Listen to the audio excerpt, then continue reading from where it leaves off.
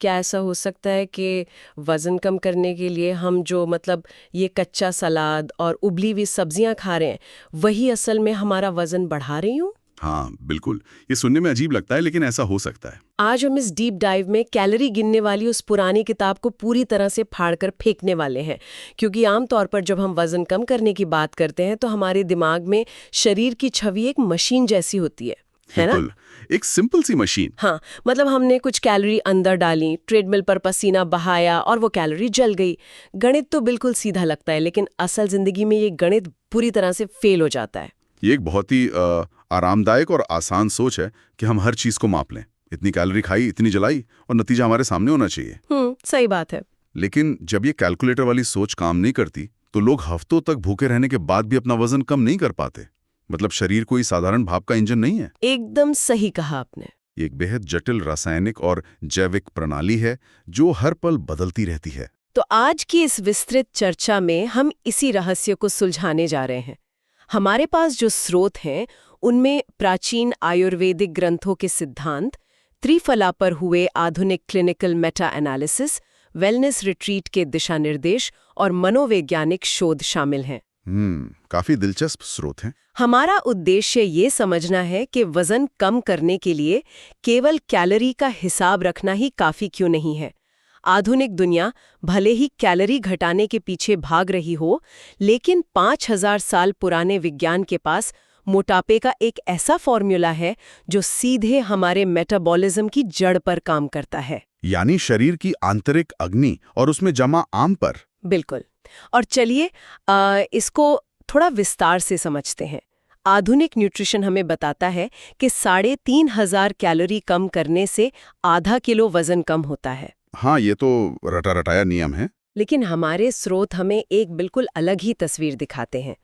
वो अग्नि यानी डाइजेस्टिव फायर की बात करते हैं। मैं इसे एक एनालॉजी से समझाती हूँ। बताइए। मान लीजिए हमारी पाचन अग्नि एक कैंपफायर की तरह है। अगर आग तेज और साफ है तो हम उसमें जो भी लकड़ी डालेंगे वो जलकर ऊर्जा बन जाएगी और बस थोड़ी सी साफ राख बचेगी। बहुत ही सटीक एनालॉजी है।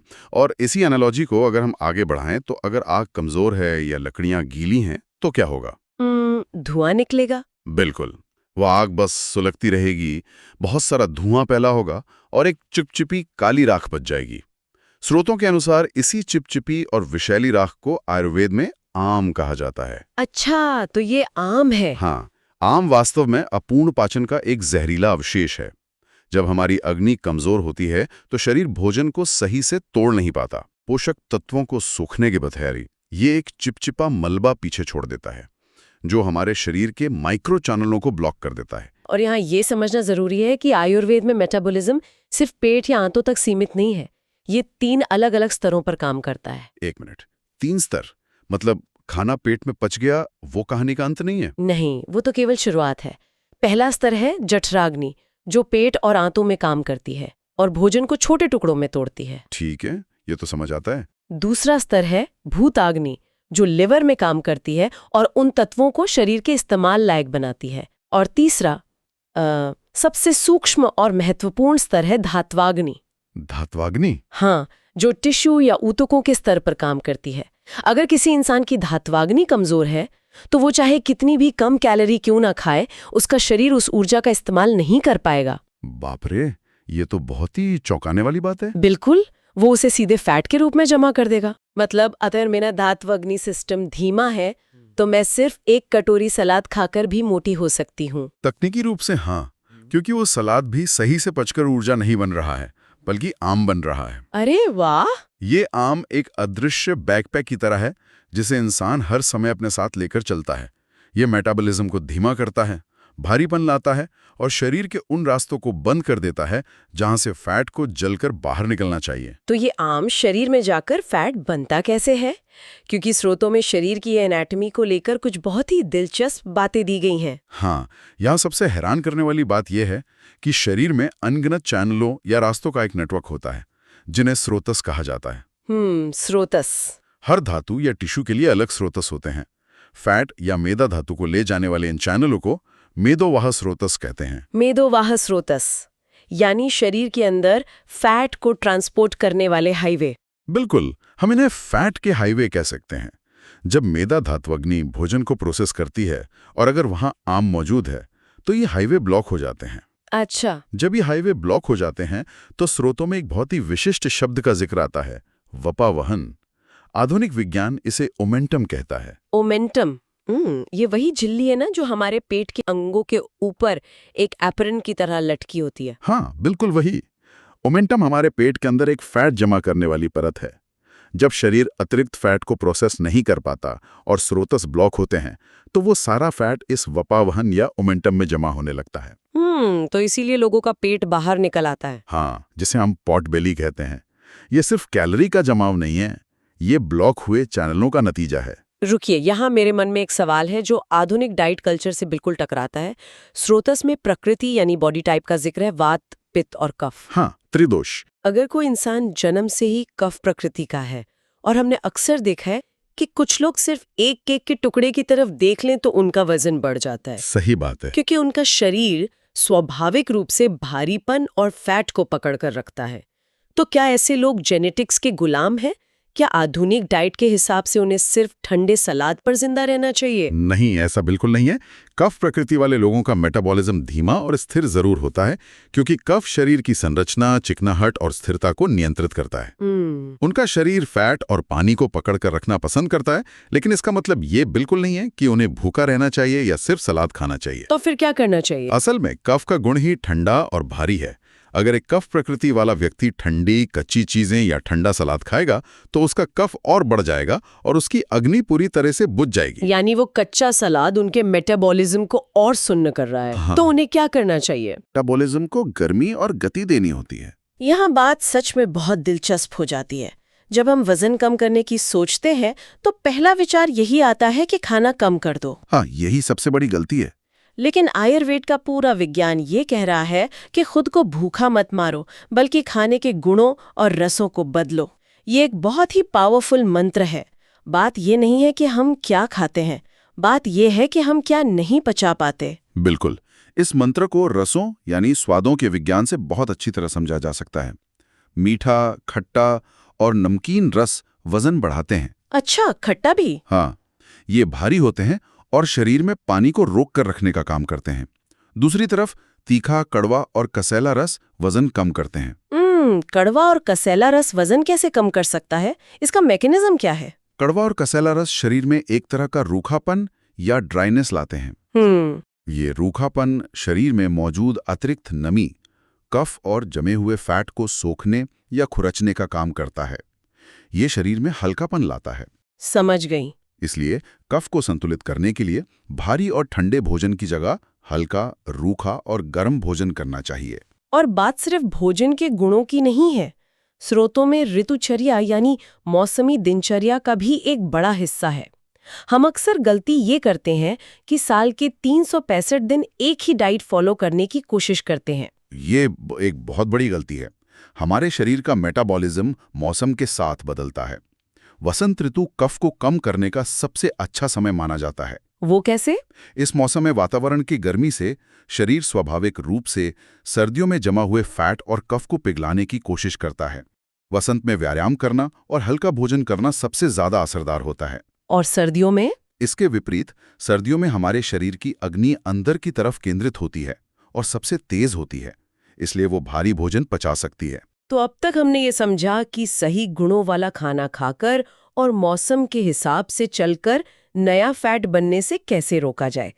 लेकिन उस अदृश्य बैकपैक का क्या करें? कौन सा बैकपैक? वही जो पुराना फैट और आम पहले से मोमेंटम में जमा है, उसे कैसे बाहर निकालें? इसके लिए आयुर्वेद में शारीरिक उपचारों का पूरा एक विज्ञान है, जिसे लंघन थेरेपी कहा जाता है। लंघन? हाँ, लंघन शब्द का अर्थ है शरीर में हल्कापन लाना। इसके दो मुख्य तरीके हैं, शोधन और शमन। ये दोनों क्या है? शोधन का मतलब है शरीर की गहरी सफाई, जैसे वमन या विरेचन के जरिए विषाक्त पदार्थों को शरीर से बाहर धकेलना। और शमन का मतलब है शरीर के अंदर ही दोषों को शांत करना। अच्छा, जिसमें उपवास करना, पाचन को सुधारना या व्यायाम करना शामिल है। उपवास के पीछे का तर्क बहुत स्पष्ट लगता है। जब हम बाहर से खाना नहीं देते तो शरीर उसी पुराने कचरे को ईंधन की तरह इस्तेमाल करने लगता है ना? इसका विज्ञान बिल्कुल ऐसा ही है। जब बाहर से ऊर्जा आनी बंद हो जाती है तो हमारी अग्नि शरीर के अंदर जमा हुए अतिरिक्त फैट और उसी आम को जलाने लगती है। अरे वाह! इसे हम आधुनिक विज्ञान के ऑटोफैजी से जोड़कर देख सकते हैं, जहां शरीर अपने ही खराब सेल्स और कचरे को साफ करता है। क्या बात है! और इसी सफाई की प्रक्रिया में एक शारीरिक थेरेपी का जिक्र है जिसने मेरा ध्यान सबसे ज्यादा खींचा, उद्वर्तन मसाज। हाँ, उद्वर्तन बहुत ही प्रभावी है। जब हम मसाज की बात करते हैं तो अक्सर रिलैक्सिंग, गरम तेल याद आता है, लेकिन उद्वर्तन बिल्कुल अलग है। मान लीजिए हमारे पास एक बहुत ही चिकना और ग्रीस लगा हुआ बर्तन है। क्या हम उसे साफ करने के लिए उस पे और तेल डालेंगे? बिल्कुल नहीं। हम सूखे पाउडर या राख से उसे रगड़ेंगे ताकि वो चिकनाई कट सके। उद्वर्तन का सिद्धांत भी यही है। ये एक ड्राई पाउडर मसाज है। इसमें जड़ी बूटियों के रूखे और तीखे सूखे पाउडर को त्वचा पर रगड़ा जाता है। सबसे महत्वपूर्ण बात यह है कि इस मालिश की दिशा सामान्य मालिश से उल्टी होती है। ये नीचे से ऊपर की ओर, यानी बालों के दिशा के विपरीत की जाती है। नीचे से ऊपर क्यों? मतलब गुरुत्वाकर्षण के खिलाफ जाने का क्या फायदा है? नीचे से ऊपर की ओर रगड़ने से एक विशेष तरह का घर्षण और गर्मी पैदा होती है। ये प्रक्रिया हमारे लिम्फेटिक ड्रेनेज सिस्टम को सक्रिय करती है। Lymphatic system? हाँ, ये हमारे शरीर का वेस्ट मैनेजमेंट सिस्टम है। जब ये सक्रिय होता है तो ये त्वचा के नीचे जमे हुए जिद्दी कफ और फैट को तोड़ता है, रक्त संचार बढ़ाता है और सेल्यूलाइट को कम करता है। ये सब सुनने में बहुत तार्किक और शानदार लगता है, लेकिन आज के इस ओजेम्पिक और लैब टेस्ट के जमाने में एक वाजिब सवाल उठता है। बिल्कुल, पूछिए। क्या इन प्राचीन जड़ी बूटियों और सिद्धांतों का सेल्यूलर लेवल पर कोई ठोस वैज्ञानिक प्रमाण है, या ये बस एक फील गुड थियरी है? अगर हम क्लिनिकल डेटा की बात करें तो विज्ञान अब इन जड़ी बूटियों के सेल्यूलर मैकेनिज्म को डिकोड कर रहा है। अच्छा। स्रोतों में त्रिफला और त्रिफला गुगुल पर हुए 15 क्लिनिकल ट्रायल्स के एक बड़े मेटा एनालिसिस का स्पष्ट डेटा मौजूद है। तो उन क्लिनिकल ट्रायल्स में असल में हुआ क्या? क्या सिर्फ डाइजेशन सुधरा या वजन पर भी कोई असर पड़ा? जिन लोगों ने मौखिक रूप से त्रिफला का सेवन किया, उनके शरीर के वजन में औसतन 2.4 किलो की महत्वपूर्ण कमी देखी गई। 2.4 किलो? वो भी सिर्फ त्रिफला से? हाँ, और ये केवल पेट साफ होने की वजह से नहीं था। सेल्यूलर लेवल पर त्रिफला पीपीआर गामा जैसे जीन्स को रोक देता है। पीपीआर गामा, इसे अगर हम आसान भाषा में समझें तो ये क्या है? इसे शरीर की फैट बनाने वाली फैक्ट्री का मैनेजर मान लीजिए। अच्छा। ये जीन तय करता है कि शरीर में नए फैट सेल्स बनेंगे या नहीं। त्रिफला इस मैनेजर को छुट्टी पर भेज देता है, यानी नए फैट सेल्स बनने की प्रक्रिया ही रुक जाती है। क्या बात है! इसके अलावा ये आंतों के अच्छे बैक्टीरिया को बढ़ाता है। वहीं त्रिफला गुगुल हमारे थायराइड हार्मोन, विशेष रूप से T3 और T4 को उत्तेजित करता है, जिससे शरीर का बेसल मेटाबॉलिक रेट बढ़ जाता है और रुकी हुई ऊर्जा जलने लगती है। बहुत खूब। हालांकि मेटा एनालिसिस से एक बात और साफ हुई कि त्रिफला का बाहरी लेप लगाने से वजन कम करने में कोई असर नहीं दिखा। असली असर तब होता है जब जड़ी बूटियां शरीर के अंदर जाकर अग्नि पर काम करती हैं। यानी इलाज हमेशा जड़ से ही होना चाहिए। ओह, हमने अग्नि की बात की, ओमेंटम में जमे फैट की बात की, मसाज और जीन लेवल तक की बात कर ली। हाँ। लेकिन एक चीज जो इन सब में अक्सर छूट जाती है वो है हमारा दिमाग। स्रोतों में मोटापे को लेकर एक बहुत ही गहरा मनोवैज्ञानिक कनेक्शन भी दिया गया है। बिल्कुल। तो शरीर के साथ साथ इस पूरे वजन घटाने की गणित में हमारे मानसिक स्वास्थ्य का क्या रोल है? मनोविज्ञान के बिना मोटापे का कोई भी इलाज अधूरा है।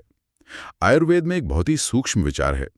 सिर्फ बिना पचा हुआ खाना ही आम नहीं बनाता, बल्कि बिना पचे हुए इमोशंस या भावनाएं भी मानसिक आम पैदा करती हैं। मानसिक आम? हाँ, मेंटल आम।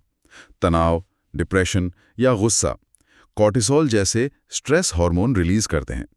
ये हार्मोन इंसान को इमोशनल ईटिंग पे मजबूर करता है, जहां हम भूख मिटाने के लिए नहीं बल्कि अपनी भावनाओं को सुन्न करने के लिए खाते हैं। हाँ, जब भी हम तनाव में होते हैं तो हमेशा मीठा या भारी जंक फूड ही क्यों खाने का मन करता है? क्योंकि हमारा दिमाग उस मानसिक अस्थिरता को शांत करने के लिए भारीपन या कफ की तलाश करता है। ये तो बहुत ही लॉजिकल है। और इसे रोकने के लिए आयुर्वेद में सत्ववाजय चिकित्सा का उपयोग होता है। इसे हम प्राचीन आयुर्वेदिक साइकोथेरेपी कह सकते हैं। सत्ववाजय? ये कॉग्निटिव रीस्ट्रक्चरिंग के जरिए इंसान के सोचने के तरीके को बदलती है।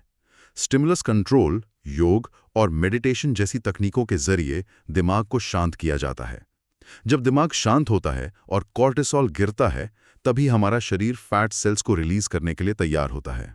ये सब कुछ एक दूसरे से कितनी खूबसूरती से जुड़ा हुआ है। तो अगर हम इस पूरी चर्चा के निष्कर्ष बनाएं तो बात बहुत ही साफ है। मोटापे का इलाज केवल एक कैलकुलेटर लेके कैलोरी काटने में नहीं है। बिल्कुल नहीं। यह एक संपूर्ण और समग्र फॉर्मूला है।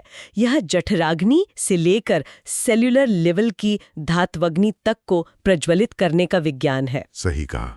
ये उन चिपचिपे विषाक्त पदार्थों यानी आम को शरीर के ओमेंटम से बाहर निकालने के बारे में है। यह सही मौसम में सही रस खाने, उद्वर्तन जैसी ड्राई पाउडर मसाज से लिम्फैटिक सिस्टम को जगाने और त्रिफला जैसी क्लिनिकल जड़ी बूटियों से फैट बनाने वाले जीन्स को रोकने की प्रक्रिया है। और सबसे बढ़कर यह सत्वावजय के जरिए अपने मन के आम को साफ करने की एक यात्रा है। ये सिर्फ शरीर का वजन कम करने की यांत्रिक प्रक्रिया नहीं है, ये शरीर और मन के बीच उस खोए हुए संवाद को फिर से स्थापित करने का तरीका है। बिल्कुल। जब वो संवाद और संतुलन वापस आता है तो शरीर उस अतिरिक्त वजन को अपने आप छोड़ देता है जिसे वो डर या कमजोरी के कारण पकड़े हुए था। आज हमने देखा कि कैसे तनाव हमारे दिमाग में मेंटल आर्म पैदा करता है जो हमें इमोशनल ईटिंग की ओर ले जाता है। हाँ। और यहीं पर मैं सुनने वालों के लिए एक विचार छोड़ना चाहती हूँ। हम आज एक ऐसी दुनिया में जी रहे हैं जो 24/7 स्क्रीन से जुड़ी है। हर मिनट एक नया नोटिफिकेशन, हर मिनट काम का तनाव और सोशल मीडिया की तुलना। बिल्कुल, बहुत स्ट्रेस है। क्या ऐसा हो सकता है कि हमारी ये भागदौड़ वाली, लगातार स्ट्रेस हार्मोन पंप करने वाली जिंदगी असल में सेल्यूलर लेवल पर हमारी धात्वग्नि को ही बदल रही हो? सोचने वाली बात है। क्या ऐसा हो सकता है कि वजन कम करने की असली शुरुआत हमारी डाइनिंग टेबल की प्लेट से नहीं, बल्कि अपने फोन को बंद करके थोड़ी देर शांति में बैठने से होती हो? इस पे जरूर सोचिएगा।